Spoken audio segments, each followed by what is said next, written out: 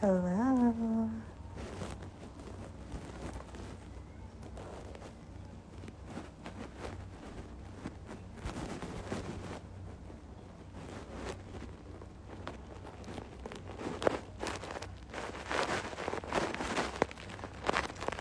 Hold on 1 second and I'll get started in a little bit.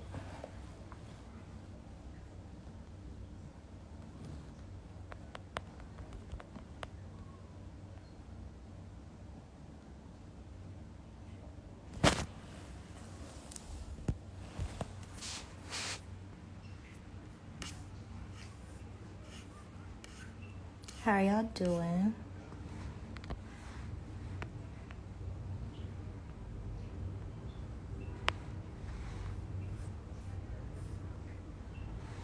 Yes. Welcome back, Coffee Press. It's great to see you back. Thanks for supporting. Yes, we have our guest. Our guest is in the room. I'm gonna give me 1 second.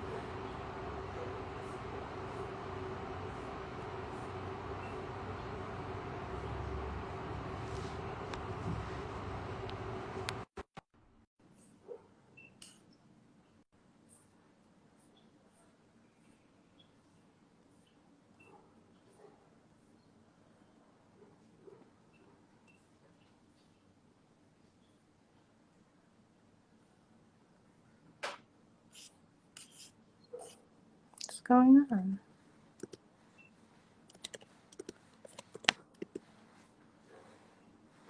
Why is it not connected?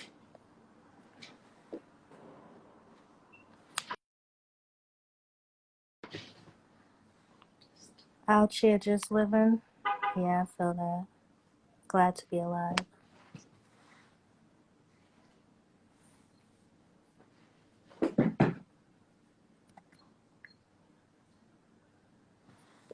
All right.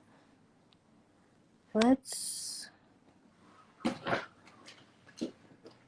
try again to get Mo on here.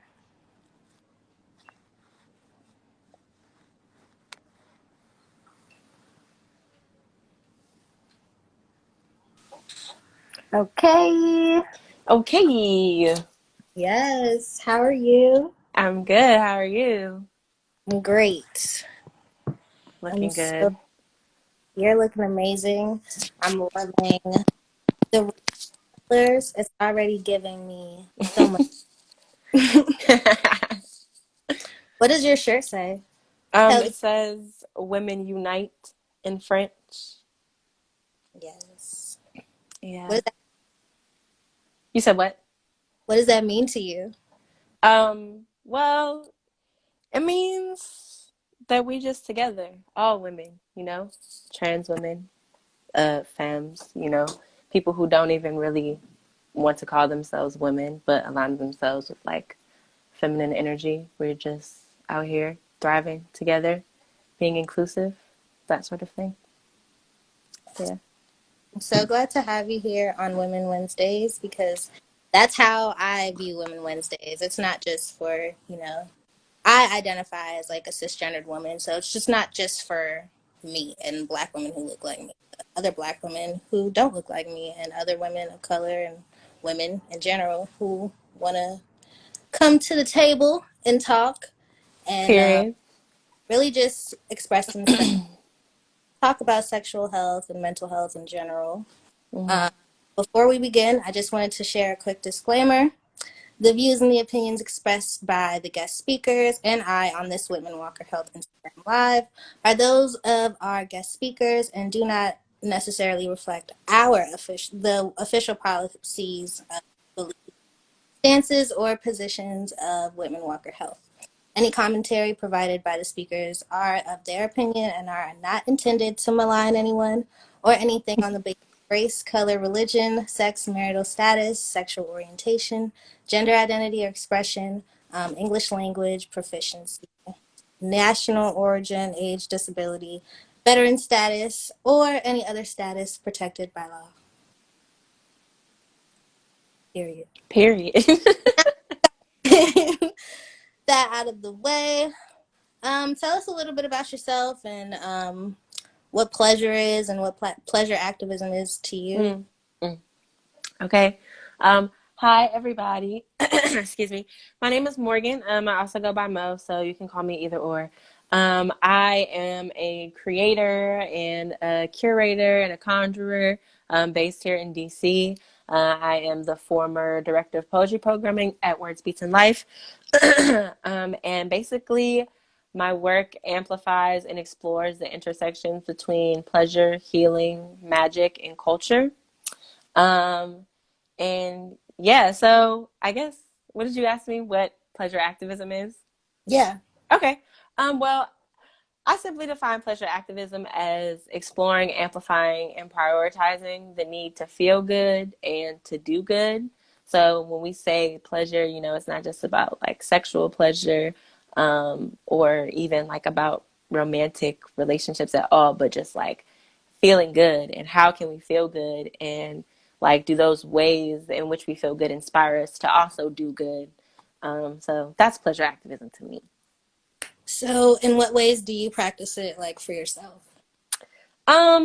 Well, I think that one of the biggest ways I practice pleasure activism is constantly checking in with myself, which is something that like sounds like, oh, that's super easy, but it's really not. Like, especially when we are conditioned to be in such like grind mode all the time.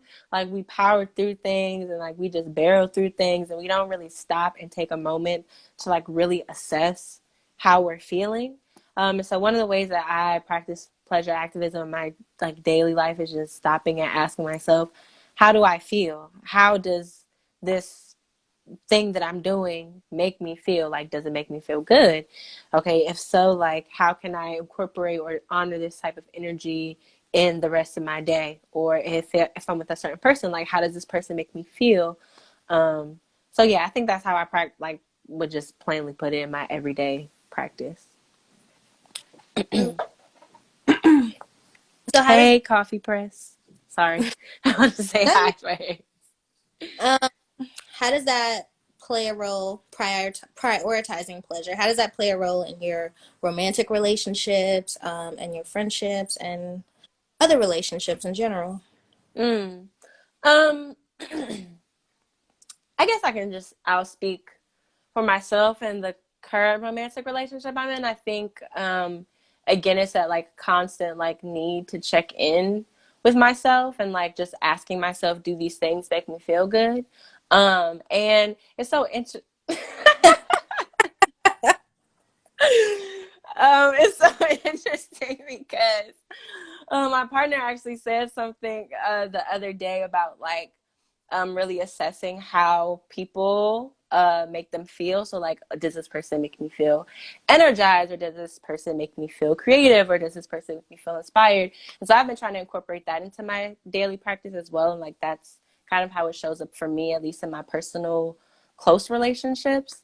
Um, I think that like it's really important to know the roots of like our joy and our desires, especially like in terms of pleasure work. I feel like pleasure work is really a really good antidote for codependency, because it really forces you to like recognize yourself as an individual and recognize that like your needs and your desires cannot be contingent on another person. Like our pleasure is our personal responsibility, and we want to be surrounding ourselves with people who also prioritize their own pleasure so that we don't have to do that work for them, right? We can't determine what makes someone else feel good. They have to communicate that to us, and we have to communicate that to them. So I think that's why like those self check-ins are really important, especially in like close relationships, and making sure that like you're both doing things that are prioritizing your pleasure outside of each other. Yeah.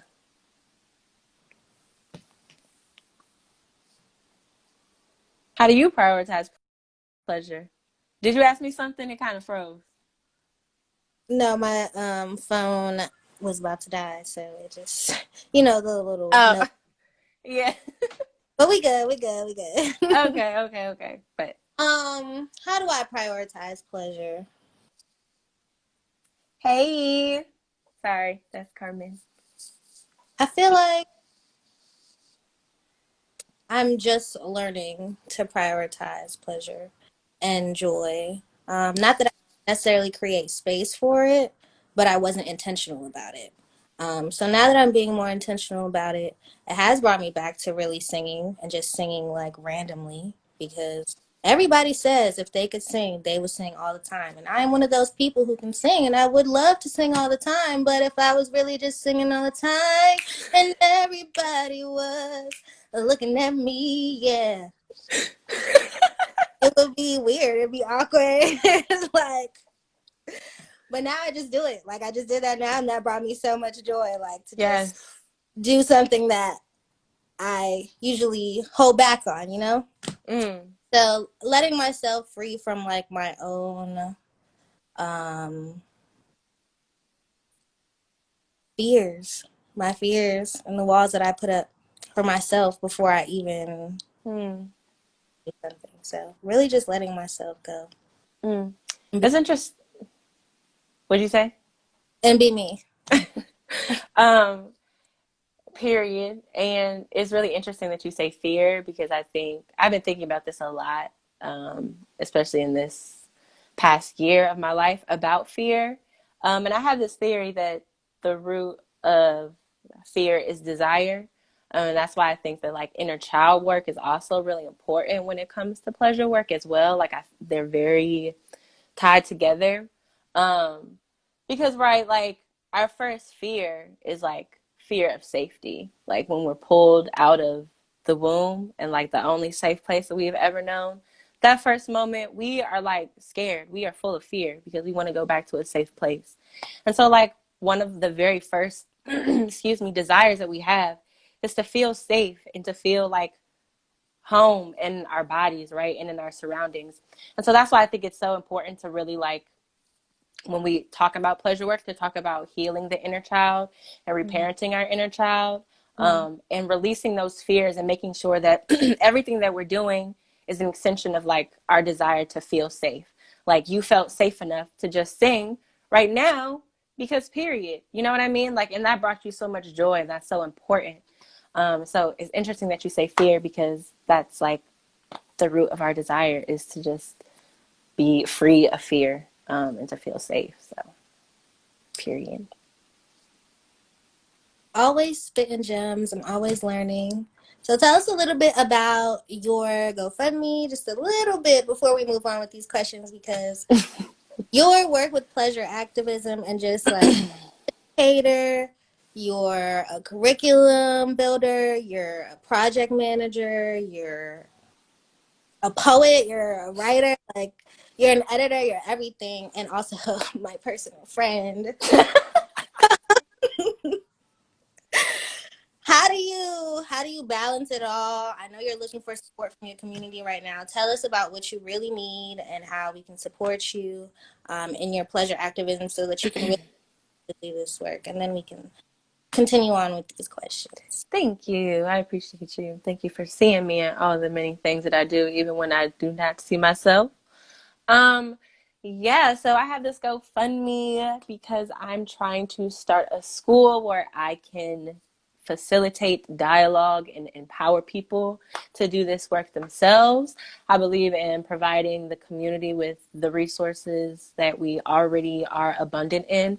So if I got something, then y'all got to have something. So if I'm learning about this pleasure activism work, then like y'all need to be learning this pleasure activism work so we can all heal our inner child.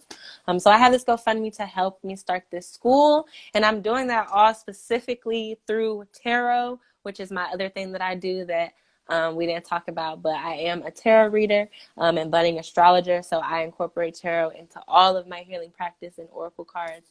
I consider myself to be very tapped into spirit, so I intend to share these messages from spirit that I get through tarot with people, again, amplifying those intersections of pleasure and magic and healing and culture. So if you want to support that effort, my GoFundMe is gofundme.com/support dash mo dash and dash earthside. Period. Why did you choose Earthside as your name for school, if you don't mind me asking? That ties in with pleasure. That's a good question, and no one has asked me that before. And I have all of these different reasons as to why. I like to think that I had the formulated answer, but I really don't. But what I will say is that while I've been writing this curriculum and while I've been really diving deeper into this work, I have become super immersed into the worlds of Octavia Butler. I am blessed to share a last name with her. I'm her kin if she, didn't know it, but I'm her kin. And so she talks a lot about creating and reimagining these worlds that are built upon pleasure and feeling good and community through some really, really weird ways, I will say. We don't have aliens and stuff yet, but so I've been reading a lot of Octavia Butler and been really immersed in her worlds. And in one of her books, I'm not going to spoil it for anyone, but there's a mention of a planet called Earthside. And so I think about that a lot, that word, and thinking about how I'm blessed to know many people who are super connected to the earth and who are about this community building stuff as much as I am. And so just thinking about what we're doing on this side, Earth side, as we try to ascend to this higher, version of ourselves. And so, yeah, so that's where that name comes from. And the next time anyone asks me that, I promise it'll sound better than that, but that's where it comes from. That was a great answer. That was a great. Thanks. All right.